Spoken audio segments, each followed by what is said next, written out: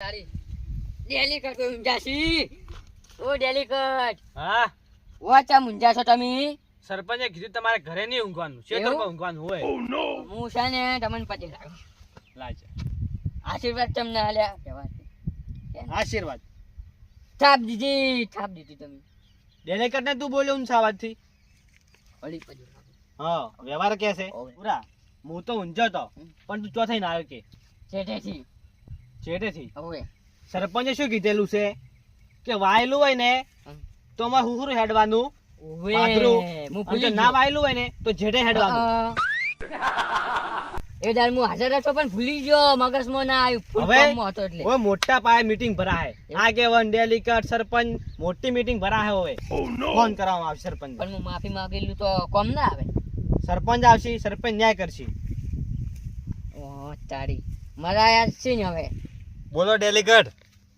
શું કીધું ના હોય અરે પણ ઈ દાડે આપણે ન્યાય થયો તો વાત હાસી તમારી પણ આપણે ઈ દાડે બધા નિયમો કર્યા હતા બરોબર એટલે પણ ના ચાલે એવું વાત કરો હો આપણે જેવા નિયમો થયા હતા બધા કે વાયેલું ખેતર હોય તો ભાદરું હેડવાનું અને ખાલી ખેતર પડ્યું હોય તો જેઠા થઈને હેડવાનું એટલે પણ આ ચિયો મૂર્ખો પાછો ચિયો ગુનો કને કર્યો એવું છે એમ હાર હેડ હું આવી ગયો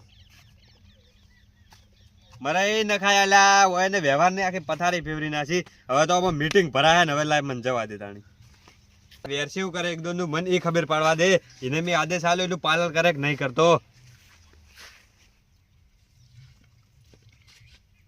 એ વેરસી અલા ખરેખર મને તો આદેશનું એમ કે પાલન થોડું થોડું કરે આર્યો ઓ વેરસી સરપંચ ખરેખર એમ કે નિયમો તય પાડો છો નિયમ તો પાડવા જ પડે પણ અમુક અમુક ગામમાં હોય ને એરા એમ કે નિયમો નહીં પાડતા મૂર્ખો હે એવો તો લે તું વ્યવહાર કરી પણ તું સરપંચ થઈ ગયો બહારથી મોટો થઈ ગયો તું માફી માંગ પજે પાડ અમુક અમુક એવી ગામમાં છે ને એમ કે આવું મૂર્ખા કે આખા નિયમોના ભંગ કરી છે હું તો ઊંઝો નતો તારી વાત નહીં લે હેડ હવે મીટિંગ કરવાની છે હેડજે પૂરા તો સરપંચ ડેલિકેટ જે કીધું ને તને કે આ ગુનો છે એ તો ગુનો સ્વીકારવો પડશે ભોગવવા તૈયાર છું એવું છે સરપંચ કહે કે ફોસી એ સડી જા ભૂરા તો સડી જા ભૂરા એમ તો મરવાથી નહીં બીવાતો ખોશી છળવાની નહીં સરપંચને છળવાના વ્યવહાર કે એમો એ તઈ બધા એક તો ના મન એમ કહો કે તઈ આ બટાકમ કને પૂછીને ઉભા એમ સરપંચ મને કીધું તું બહાર નીકળો ડેલિકેટ હા સરપંચ તમે આ પૂછીને એક વસ્તુ કે આ બટાકા સરપંચ કને પાય લાગુ હા સરપંચ હા. અમુક લોકો છે ને થોડા એમ કે હવે ભૂલવા લાગ્યા આપણને બોલો ડેલિકેટ શું હતું કેમ મને ઇમરજન્સી બોલાયો તમે સરપંચ આપણે શું વાત બોલી હતી કે વાયેલું ખેતર હોય તો હુહરું હેડવાનું અને જો ના વાયેલું તો જેઠે જેઠે નહીં હેડવાનું વ્યવહાર કે હે ઈ દાડે બોલી થી દીન હોય એવો તો ચિયો મૂર્ખો પાછો કે નિયમનો ભંગ કર્યો પૂરો હું ઊંઝો તો ને હા તો એ જેઠે જેઠે એમાં હુહરું હેડવાનું મતી બોલી આપણે ઈ વાત બધી બરાબર હે પણ હમણે મને ઊંચા અવાજે ચિયો બોલ્યો કેજો મને પેલા અરે ભૂલ થઈ ગઈ માફી માંગ સરપંચ દંડ થાય એનો વ્યવહાર કે હે ઊંચા સરપંચને પજે લાગે તો મને પજે લાગવું જોવે ડેલિકેટ ને પજેલા જ સરપંચ વ્યવહાર કહે કે હું પજે લાગુ છું આ પજે લાગુ છું પજે પાડ ઈએ વ્યવહાર કે હે પજે પાડ તું એ ઓય પાડ સરપંચને ભૂલવા લે છે હવે ગુનો શું હતો ડેલિકેટ સરપંચ પેલો હું લાજો તો પછી હવે મારા બે કોણ ખેસો પછી હું પજે લાગુ લ્યો ખેસો બે જણા કોણ ખેસો ખેસો.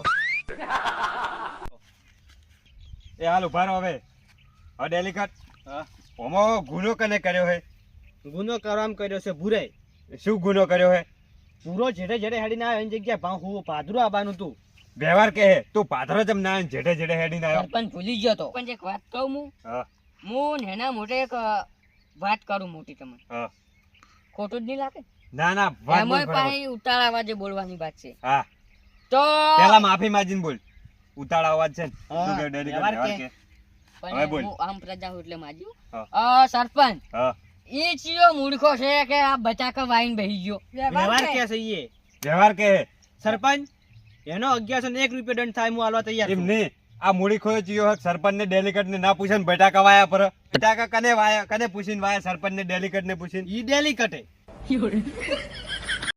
હઠ તારું ભલું થાય તારું તારે એલા ચો પૂછ્યા વગર બાબાના હતા બટાકા સરપંચ હું દંડ લાવ તૈયાર છું. માફી માંગ સરપંચની પાસે લાવ. હવે પણ એક વાત કહું, બોલ આમ પ્રજાને શેતર હુક્કો ટાટ પડ્યા હી અને વયને હારે બટાટા વાઈને લીલું શેતર કરી નાખ્યું. બંધ થા એનો હું વ્યવહાર કર્યો કે ડેલીગઢ તમે એક તો પૂછ્યા વગર બટાકા વાયા છે અને એનું શું ખબર છે કે સરપંચ બટાકા એકલો નહીં ઘઉં એ વાયા છે. ઘઉએ પૂછ્યા વગર વાયા એનોય દંડ થાય. આમ પ્રજા એક વસ્તુ કે ઓને બટાકા પૂછ્યા વગર વાયા અને એને કીધું 1101 રૂપિયો દંડ થાય.